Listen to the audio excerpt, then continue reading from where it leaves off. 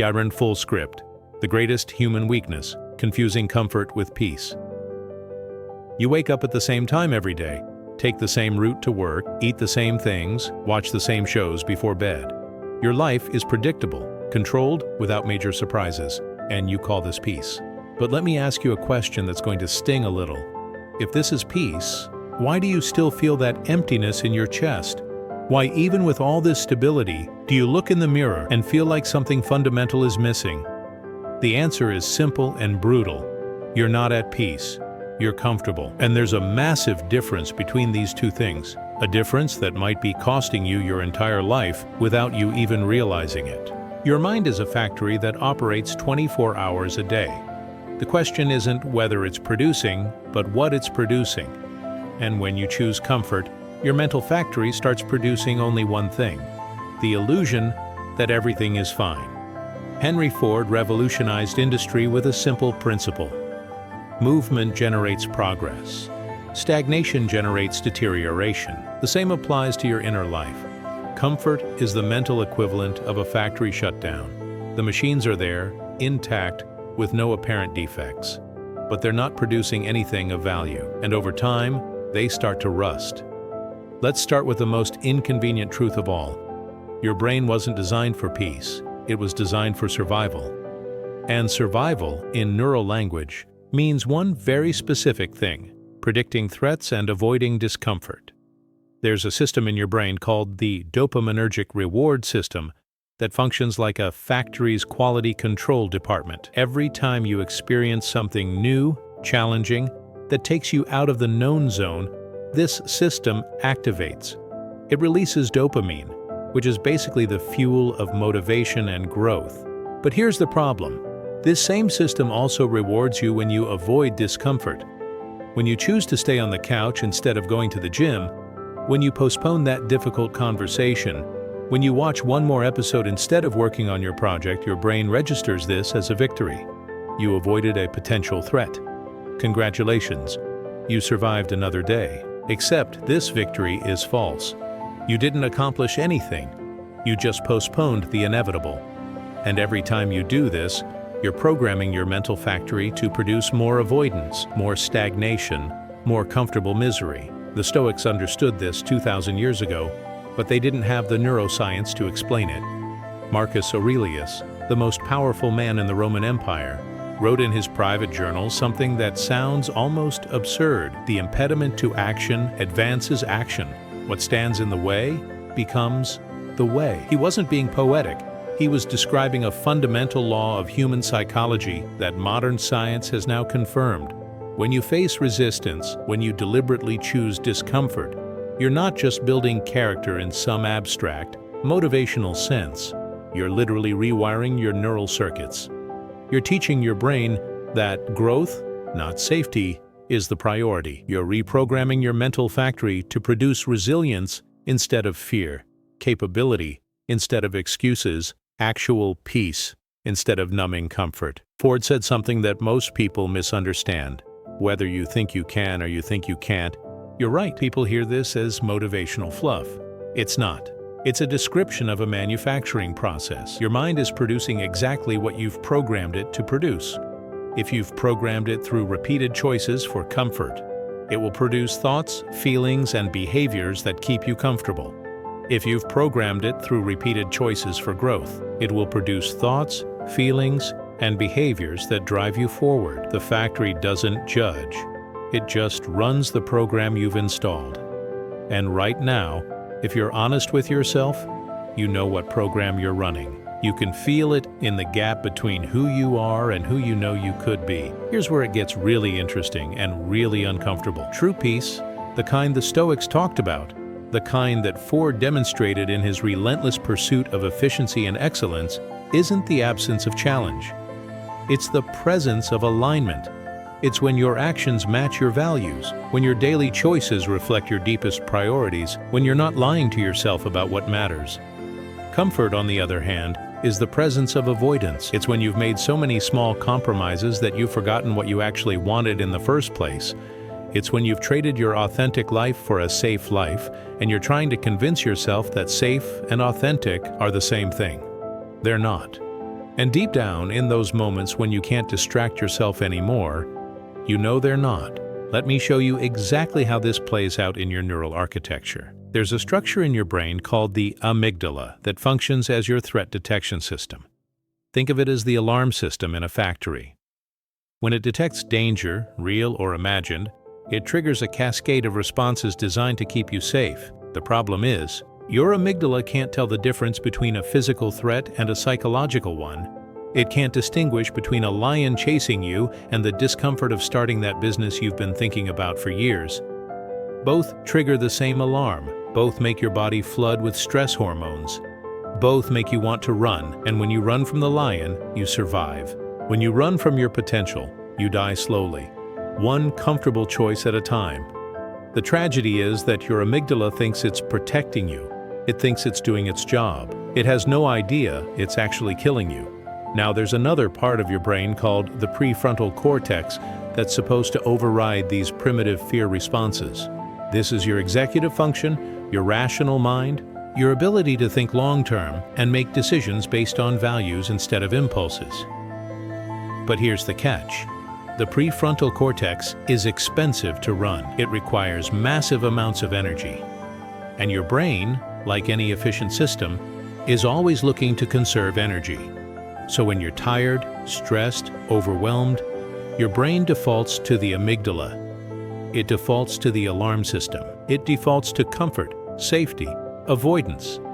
This is why you can know exactly what you should do, have perfect clarity about the right choice, and still do the opposite. It's not a failure of willpower. It's a failure of system design. You're trying to run a high-performance factory on emergency backup power. It doesn't work. The Stoics had a practice called voluntary discomfort. Seneca, one of the wealthiest men in Rome, would regularly sleep on a hard floor, eat simple food, wear cheap clothes. Not because he was poor, but because he was training his amygdala. He was teaching his threat detection system that discomfort isn't death. He was reprogramming his mental factory to distinguish between actual danger and temporary unpleasantness. Modern neuroscience has a term for this: stress inoculation. When you expose yourself to small, controlled doses of discomfort, you build tolerance, you expand your capacity, you teach your nervous system that it can handle more than it thought it could. This is the opposite of comfort seeking. This is peace building, real peace, the kind that doesn't shatter the moment something goes wrong, the kind that actually holds up under pressure. Ford understood this principle in manufacturing. He called it continuous improvement. The idea wasn't to build a factory and then protect it from change. The idea was to constantly stress test the system, find the weak points, and make them stronger. He would deliberately introduce challenges to see where the production line would break. Then he'd fix those breaking points. Then he'd introduce new challenges. This is how he built an empire. This is how you build an unshakable mind. Not by avoiding stress, but by deliberately exposing yourself to it in controlled ways, learning from it, adapting to it, growing through it. Comfort seekers try to remove all stress from their lives. Peace builders try to become so strong that stress becomes irrelevant. See the difference? Let me pause here for a second and ask you something that maybe nobody has ever asked you. What's the worst part of living in comfort? Not the surface level stuff, not the things you tell people. I'm talking about the part you carry in silence. The thing that wakes you up at 3 a.m., the realization that hits you when you're alone in traffic. I want you to know something. What you're feeling is more common than you think. Thousands of people watch this video every day carrying exactly the same weight you're carrying. If you have the courage, leave a comment telling me what that worst part is for you. It can be something simple like, the worst part is feeling stuck, or the worst part is knowing I'm capable of more. Your honesty will make someone else feel less alone today. And sometimes, that's exactly what someone needs to hear to take their first step. Now let me continue showing you how to break this pattern. Here's the mechanism that keeps most people trapped. It's called homeostasis, and it's your body's attempt to maintain equilibrium. Every system in your biology wants to return to baseline. When you get too hot, you sweat. When you get too cold, you shiver. When you get too stressed, you seek comfort. This is normal. This is healthy. Except when it's not. Because sometimes baseline is the problem. Sometimes equilibrium is just another word for stagnation. Your body doesn't know the difference between healthy stability and comfortable decay. It just knows that change requires energy, and energy is expensive, so let's avoid change whenever possible. This is why New Year's resolutions fail. This is why you can feel motivated on Sunday and defeated by Wednesday. This is why knowing what to do and actually doing it are two completely different things. You're not fighting your conscious decisions. You're fighting billions of years of evolutionary programming that says familiar equals safe, and safe equals survival. The Stoics called this living according to nature, but they didn't mean surrendering to your base impulses. They meant understanding your nature so you could work with it, not against it. Epictetus, who went from slave to one of the most influential philosophers in history, taught something radical. He said there are things you control and things you don't control, and wisdom is knowing the difference. But here's what people miss. This isn't about acceptance in the modern passive sense. This is about strategic resource allocation. It's about being brutally honest about where your energy goes and whether it's producing results. In factory terms, it's about identifying which processes add value and which processes waste resources. Every minute you spend trying to control things outside your control is a minute your mental factory is producing nothing but frustration. Every minute you spend avoiding things inside your control is a minute your factory is producing nothing but regret. Think about your life right now. How much mental energy are you spending on things you can't control? Other people's opinions, past mistakes, future uncertainties, the economy, politics. What might happen if everything goes wrong? Now think about how much mental energy you're spending on things you absolutely can control. Your daily habits, your response to difficulty, your willingness to be uncomfortable, your commitment to growth, the standards you set for yourself. If you're honest, the ratio is probably inverted. You're spending 80% of your energy on the 20% you can't control, and 20% of your energy on the 80% you can control. This is a manufacturing defect. This is why your factory is producing anxiety instead of accomplishment, worry instead of wisdom, comfort instead of capability. Ford would have shut this operation down on day one. He would have looked at the inputs and outputs and said, "This system is designed to fail."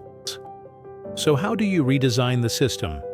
How do you reprogram a factory that's been running the same defective process for years, maybe decades? The Stoics had a protocol for this. They called it premeditatio malorum, which translates to premeditation of evils. It sounds dark, but it's actually one of the most powerful tools for building genuine peace.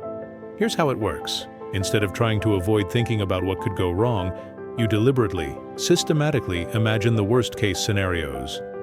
Not to spiral into anxiety, but to remove the power of uncertainty.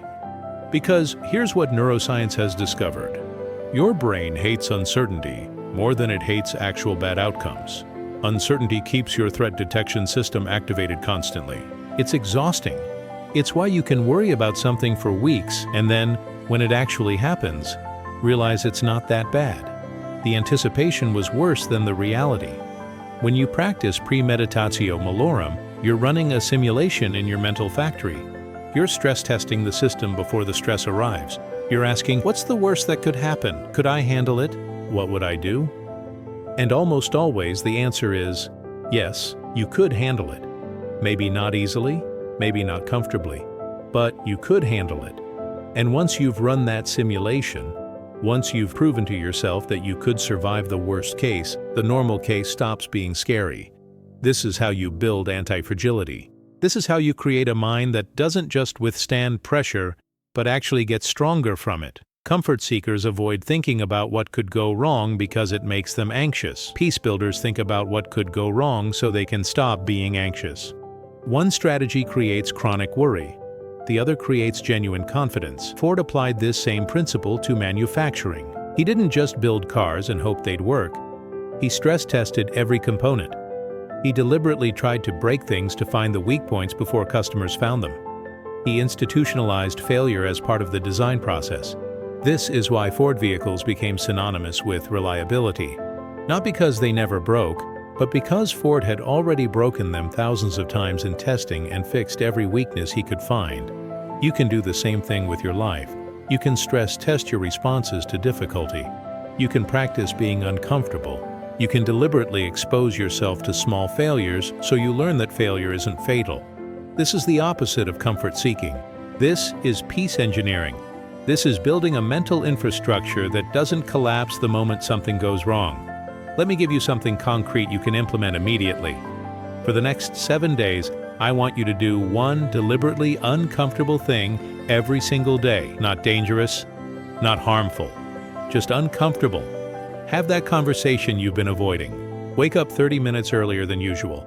Work out when you don't feel like it. Eat a meal in complete silence without your phone. Sit with your thoughts for 15 minutes without distraction. The specific action doesn't matter. What matters is the pattern you're establishing. What matters is the signal you're sending to your nervous system. Discomfort is not danger. Unpleasant is not unbearable. Difficult is not deadly.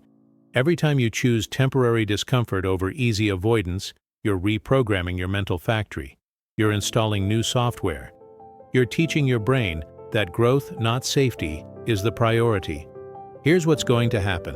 The first day will feel hard. Your amygdala will throw every excuse at you. You'll feel resistance, maybe even anger that you're making yourself do this. That's normal. That's the old system trying to maintain homeostasis. Push through anyway. The second and third days will still be hard, but you'll start noticing something interesting. You'll start seeing the gap between the fear and the reality. The thing you were dreading won't be as bad as your anticipation. The fourth and fifth days, you'll start feeling something you might not have felt in years: capability. The genuine knowledge that you can do hard things, not because you're special or gifted, but because you chose to. The sixth and seventh days, you'll start to realize something profound. The discomfort isn't getting worse. You're getting better at handling it. Your capacity is expanding. Your factory is being upgraded in real time. This is the secret that comfortable people never discover. They think avoiding pain is the same as gaining peace. It's not. Avoiding pain just makes you fragile. It makes you dependent on circumstances staying favorable. It makes you a prisoner of your own narrow comfort zone. True peace, Stoic peace, comes from knowing you can handle whatever comes.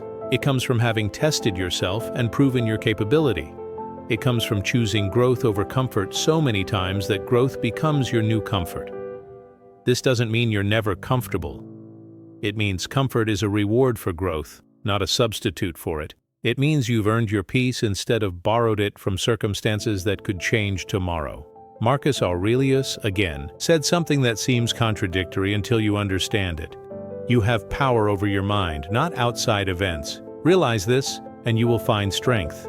People hear this and think it's about acceptance. It's not. It's about focus. It's about resource allocation. It's about building such a strong internal factory that external circumstances become irrelevant. When your peace depends on everything going right, you'll never have peace, because things will always go wrong.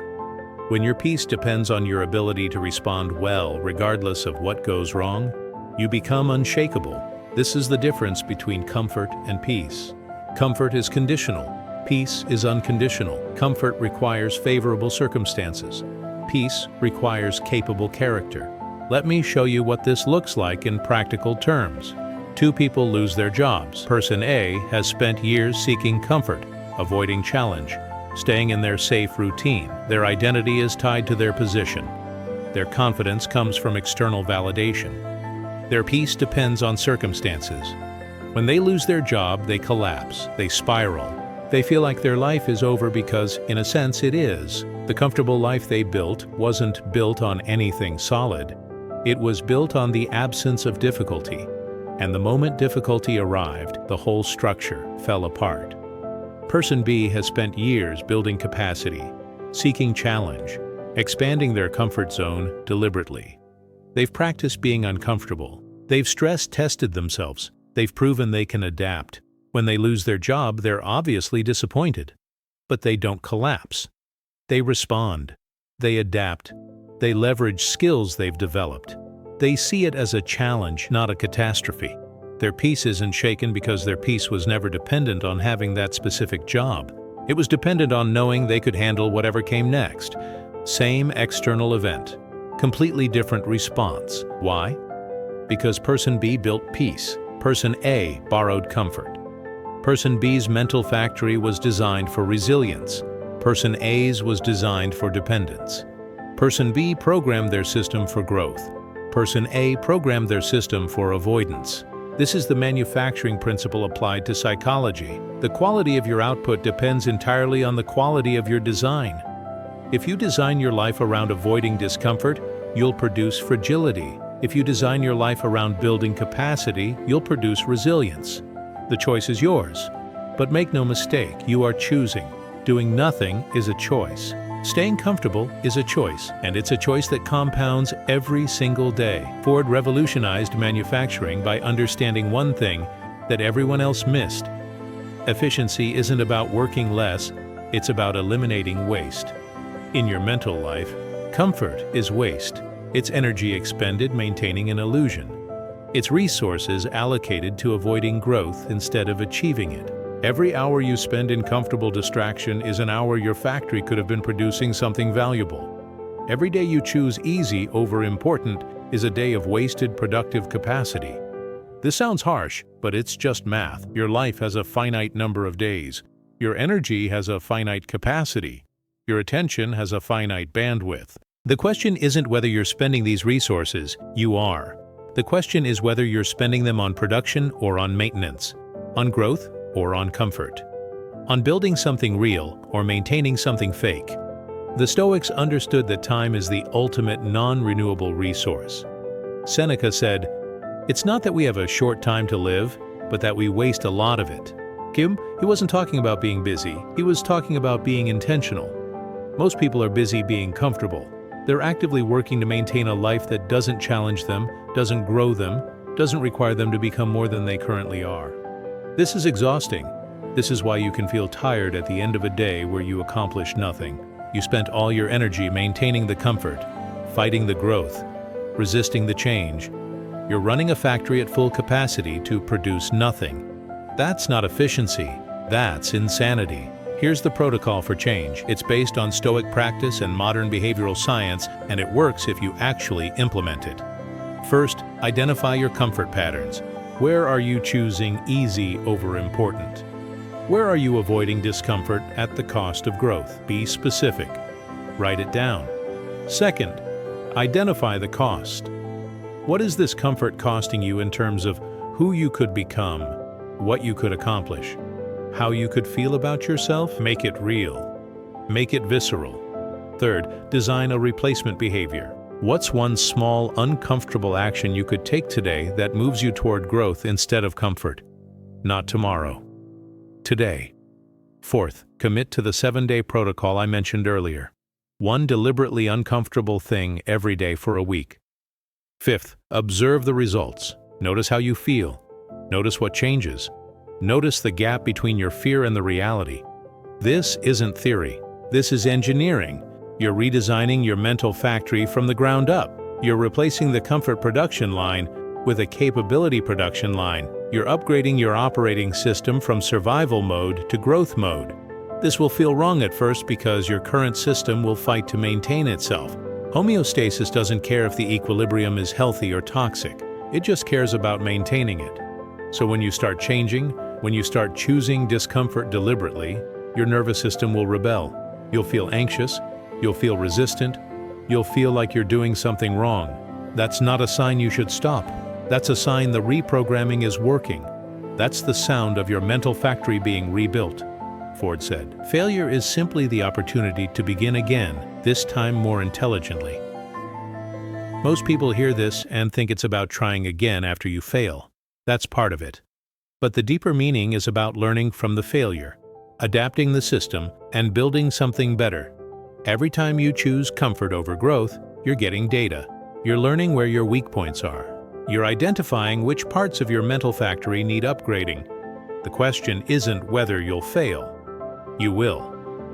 The question is whether you'll treat failure as feedback or as identity. Comfortable people treat failure as proof they should stay comfortable. See, I tried, it didn't work, I knew I should have just stayed safe. Peace builders treat failure as information. Interesting. That didn't work. What can I learn from this? How can I do it better next time? This difference in interpretation changes everything. It's the difference between a fixed mindset and a growth mindset. It's the difference between treating your capabilities as permanent and treating them as trainable. It's the difference between believing you are who you are, take it or leave it, versus believing you are who you are right now.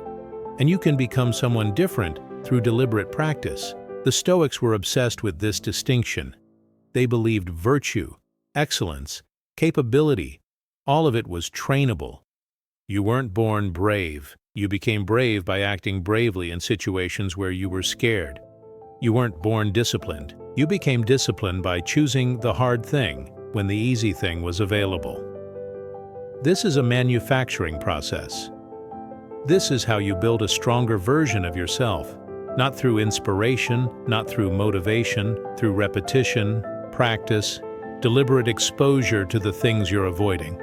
Let me tell you what real peace feels like, because I don't think most people have ever experienced it. Real peace isn't the absence of problems, it's the presence of capability. It's waking up and knowing that whatever today throws at you, you'll handle it. Not perfectly, not easily, but adequately. It's looking at a challenge and feeling curious instead of afraid. It's failing at something and feeling motivated to try again instead of defeated. It's being criticized and being able to evaluate whether the criticism is valid without your ego collapsing. It's wanting something difficult and not needing to convince yourself you don't want it just because it's hard. Real peace is the internal certainty that you're growing, that you're moving forward, that today's version of you is slightly better than yesterday's version.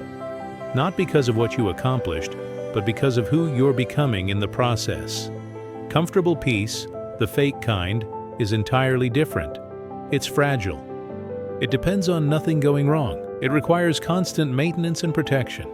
It's exhausting precisely because it tries to be effortless. You have to work so hard to make sure nothing challenges you, nothing disrupts you, nothing makes you uncomfortable. You have to avoid certain conversations, certain opportunities, certain truths about yourself. You have to maintain an elaborate fiction that you're fine. Everything's fine. This is what you wanted anyway. And the effort of maintaining that fiction, the cognitive load of that self-deception, is what's actually destroying you. Not the discomfort you're avoiding, but the energy you're spending to avoid it. Here's something most people never realize. Growth and comfort can't coexist. They're mutually exclusive states. You're either growing or you're comfortable. You can't be both simultaneously. When you're truly growing, you're uncomfortable. You're uncertain. You're outside your capability level. You're reaching for something you can't quite grasp yet. That's what growth feels like. It doesn't feel peaceful in the comfort sense. It feels challenging. But here's the paradox. Challenging is where real peace lives. Because when you're growing, you're aligned with your deepest values. You're respecting yourself. You're becoming someone you're proud to be.